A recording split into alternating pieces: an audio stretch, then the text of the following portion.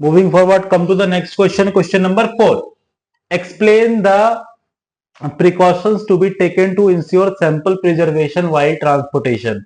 मतलब क्या है कि सैंपल को हम प्रिजर्व कैसे करेंगे ट्रांसपोर्टेशन के टाइम पे। ऑफ कोर्स ये बात है, आप सैंपल कलेक्ट करोगे, हो सकता है किसी लैब से या पेशेंट अपने घर से सैंपल कलेक्ट लेके आया हो, तो उस केस में आप सैंपल को कैसे खराब होने से बचाओगे, आप सैंपल को कैसे प्रिजर्व करके रखोगे ट्रांसपोर्टेशन के टाइम पे। सबसे पहला आता है कि transporting biological sample such as blood, urine, tissue and other laboratory specimen required strict adherence of protocol to maintain sample integrity and prevent degradation. मतलब क्या है, आपने पेशेंट का सैंपल ले लिया, सपोज करो कि आपने पेशेंट के घर जाके पेशेंट का सैंपल लिया।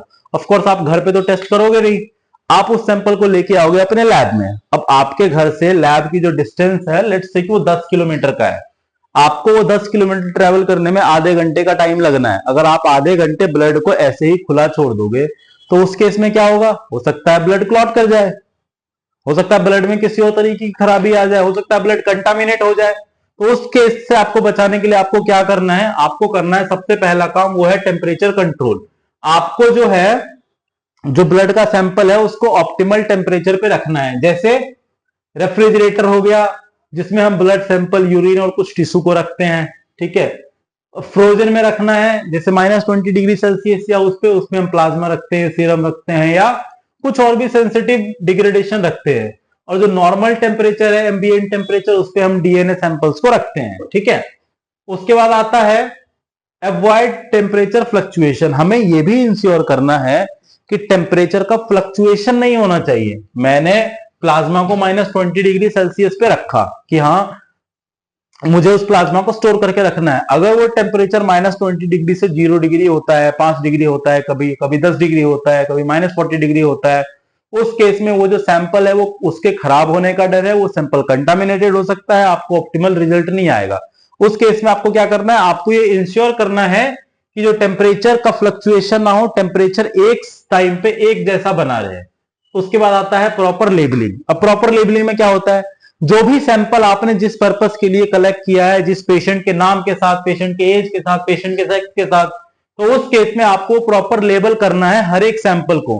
क्योंकि अगर मैं आपको एक छोटा सा एग्जांपल देके बताऊं तो मेल्स के अंदर जो नॉर्मल हेमोग्लोबिन का रेंज है वो है 9 to 13, 10 भी हो सकता है, 11 भी होता है, these are the normal range. But female के अंदर जो हीमोग्लोबिन का नॉर्मल रेंज है वो 7 to 10 है। तो अगर आपने किसी फीमेल पेशेंट का सैंपल मेल पेशेंट के सैंपल के साथ मिक्स कर दिया, या मेल फीमेल सैंपल के नाम की जगह मेल पेशेंट का नाम लिख दिया, तो उस केस में क्या होगा, आपको जो रिजल्ट मिलेगा, आप रिजल्ट तो बिल्कुल सही मिलेगा, बट डॉक्टर को तो यही लगेगा ना कि उस पेशेंट के रिजल्ट में कुछ गड़बड़ी है, पेशेंट को कोई बीमारी है, बट ऐसा नहीं है, ठीक है। उससे बचाने के लिए हम हर एक सैंपल को एक प्रॉपर लेबल के साथ रखते हैं, ठीक है। हम वो लेबल लगाते हैं अपने लिए भी, अपने कलीग के लिए भी और पेशेंट के लिए भी, ताकि पेशेंट का रिपोर्ट दूसरे पेशेंट के साथ मैच ना हो, मिक्स ना हो, ताकि दो पेशेंट में की रिपोर्ट में किसी भी तरीके की कोई भी गड़बड़ी ना आए, ठीक है। उसके बाद आता है सिक्योर पैकेजिंग। जो भी पार्सल, जो भी सैंपल हम कलेक्ट करके लेके जा रहे हैं, उसकी जो पैकेजिंग होनी चाहिए वो पैकेजिंग बहुत सिक्योर होनी चाहिए। ऐसा नहीं है कि उसकी पैकेजिंग ढीली है, पैकेजिंग खुला है, ब्लड का सैंपल एक दूसरे से मिक्स हो रहा है या फिर वो सैंपल गिर रहा है। उससे बचाने के लिए हमें ये इंश्योर करना होता है कि जो पैकेज, जो भी ब्लड सैंपल हम कलेक्ट करके लेके जा रहे हैं या हमने लैब में रखा हुआ है, उसकी पैकेजिंग बहुत अच्छी होनी चाहिए, ठीक है। उसके बाद जैसे एक आता है ट्रिपल पैकेजिंग सिस्टम। अब कैसे करेंगे, प्राइमरी कंटेनर होता है जो स्पेसिमेन को होल्ड करता है, जिसके अंदर सैंपल रखा होता है, ठीक है। सेकेंडरी कंटेनर होता है जो प्राइमरी कंटेनर को सील करके रखता है, और उसके बाद एक होता है आउटर पैकेजिंग। उसके बाद भी एक पैकेजिंग होती है ताकि अगर सैंपल गिर जाए तो उस केस में सैंपल को किसी भी तरीके का कोई भी नुकसान ना हो, सैंपल बिल्कुल सही सलामत रहे। उसके बाद आता है minimize transit time. Transit time minimize कैसे होता है, लेट्स से कि आपने जिस पेशेंट का सैंपल कलेक्ट किया उसका आपके लैब से डिस्टेंस 15 किलोमीटर था। अगर आप अपने व्हीकल से जाओगे 15 किलोमीटर तो हो सकता है आपको 15 मिनट का टाइम लगे, हो सकता है आपको 10 मिनट का टाइम लगे, ठीक है। बट अगर आप पब्लिक ट्रांसपोर्ट का यूज करोगे तो हो सकता है वो 15 मिनट का टाइम आपको 45 मिनट का टाइम लग जाए 15 किलोमीटर ट्रेवल करने में। उस केस में आपको क्या करना है, जो ट्रांजिट टाइम है पेशेंट के घर से सैंपल कलेक्ट करने से लेकर आपके लैब पहुंचने तक का जो टाइम है ट्रांजिट टाइम, उसको आपको बहुत मिनिमल रखना है, बहुत कम रखना है। जितना कम रखोगे उतना ज्यादा चांस है कि आपका जो सैंपल है वो खराब नहीं होगा, वो सैंपल कंटामिनेटेड नहीं होगा, और जो भी रिजल्ट आप ऑप्टिमल रिजल्ट की आप डिजायरेशन रखते हो कि आपको इस पेशेंट से ये वाला रिजल्ट चाहिए, तो उस सैंपल से आपको वो वाला रिजल्ट मिलेगा। अगर ये ट्रांजिट टाइम बढ़ता है तो उससे क्या होगा कि ब्लड के अंदर जो भी कंपोनेंट्स है वो डिग्रेड होना स्टार्ट हो जाते हैं, प्लाज्मा सेपरेट होने लगते हैं, प्रिसिपिटेट होने लगते हैं, ठीक है। तो उस केस से बचने के लिए आपको क्या करना है, आपको ट्रांजिट टाइम जो ट्रांसपोर्टेशन का टाइम है वो बिल्कुल कम रखना है, ठीक है। उसके बाद आता है documentation and chain of custody. आपने जो पेशेंट का सैंपल कलेक्ट किया है, कोई भी सैंपल, उसका आपको प्रॉपर कंप्लीट डॉक्यूमेंटेशन रखना है, ठीक है, ताकि पेशेंट को किसी भी तरीके की कोई भी प्रॉब्लम ना हो आगे चल के, और उसके साथ साथ आपके पास भी पेशेंट का डेटा हो बिल्कुल नीट एंड क्लीन, ताकि अगर आपको फ्यूचर में कोई रेफरेंस करना हो या आपको पेशेंट का पुराना डेटा देखना हो या फिर सेम नाम के दो पेशेंट का डेटा मैच ना हो, वो मिसमैच ना हो, रिपोर्ट इधर से उधर ना हो, उस केस में आपको कंप्लीट डॉक्यूमेंटेशन रखना है। जब तक आप कंप्लीट डॉक्यूमेंटेशन नहीं रखोगे, जब तक आपको ही नहीं पता कि जो रिपोर्ट है वो दो अलग अलग पेशेंट की है, ठीक है, तो आप कैसे आइडेंटिफाई करोगे, तो उस केस में आपको कंप्लीट डॉक्यूमेंटेशन रखना है।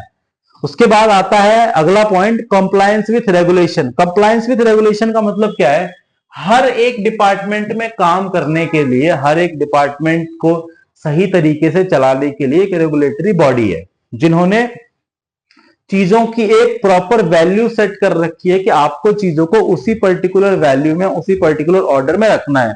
उस केस में आपको जो भी रेगुलेटरी बॉडीज ने एक प्रॉपर सेटअप बनाया हुआ है, ठीक है, उसको आपको इंश्योर करना है कि उसी के अंतर्गत रह के आप चीजों को आप काम करें, उसी के अंदर रह के आप टेस्ट करें, उसी के अंदर रह के आप रिपोर्ट को कलेक्ट करें, सैंपल को कलेक्ट करें, पेशेंट को बताएं, वो सारी चीजें जो भी रेगुलेटरी बॉडीज ने डिसाइड करी, जो रूल्स एंड रेगुलेशंस, आप उन सबको फॉलो करें।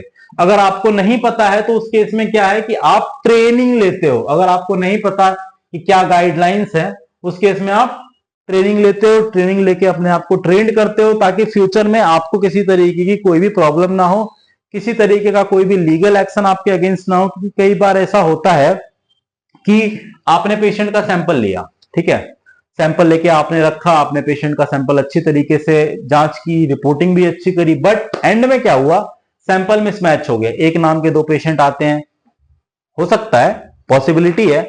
उस केस में क्या हुआ, जो जिस पेशेंट की रिपोर्ट नॉर्मल आनी थी उस पेशेंट की रिपोर्ट एबनॉर्मल आ गई, और जिस पेशेंट की रिपोर्ट एबनॉर्मल आनी थी उस पेशेंट की रिपोर्ट नॉर्मल आ गई। उस केस में क्या होगा, उस केस में अगर पेशेंट के साथ कोई भी मिसहैप होता है तो आपको फिर वो बताया जाएगा, आपको जिम्मेदार ठहराया जाएगा। तो अपने आप को बचाने के लिए आपको ट्रेनिंग लेना है कि कैसे चीजों को मैनेज करना है हमें। उसके बाद आता है कॉन्टीजेंसी प्लानिंग, ठीक है। अब जैसे कि कई बार ऐसा होता है कि इमरजेंसी आ गई, ठीक है, इमरजेंसी वाले केस में क्या होता है, लेट्स से कि कोई एक पेशेंट आया, कोई आपके पास एक केस आया कि एक्सीडेंट हो गया है, ठीक है, और बंदा लोकल हॉस्पिटल में एडमिट है, वहां पे उस पर्टिकुलर टेस्ट करने के लिए जो इक्विपमेंट्स चाहिए वो इक्विपमेंट्स नहीं है। तो आप क्या करोगे, आप फटाफट से जाओगे, इमरजेंसी में आपको नहीं पता है क्या करना है, आप फटाफट से सैंपल कलेक्ट करोगे, आपने ट्रांजिट टाइम घटाया, आपने सारे रूल्स एंड रेगुलेशंस को फॉलो किया, ठीक है। उस केस में आप क्या करोगे कि एक्स्ट्रा टाइम लेके चलते हो। लेट्स से कि पेशेंट जहां पे आपका सैंपल है वहां से आपका जो हॉस्पिटल है, आपका जो क्लिनिक है, आपका जो लैब है, ठीक है, वहां से जो डिस्टेंस है वो 15 किलोमीटर है, ठीक है। तो आपको उस इमरजेंसी के लिए प्रिपेयर होना है, तो उस 15 किलोमीटर में अगर आपको 15 मिनट में पहुंचना है तो आप कैसे पहुंचोगे, ठीक है। तो यहां पे यही है कि have a contingency plan in place for unexpected delay such as providing extra cooling packs और arranging alternative transportation if needed. मतलब क्या है कि आपको टाइम टू टाइम ये रेगुलेट करना है कि जो भी सैंपल आपके पास है वो कंटामिनेटेड ना हो, वो खराब ना हो, ठीक है, और जो भी ऑप्टिमल, जो भी डिजायरेबल रिजल्ट आप लाने की कोशिश कर रहे हैं वो डिजायरेबल रिजल्ट आपको मिले। यहां पे आपका क्वेश्चन नंबर 4 कंप्लीट होता है। ठीक है, मिलते हैं नेक्स्ट क्वेश्चन में। Thank you.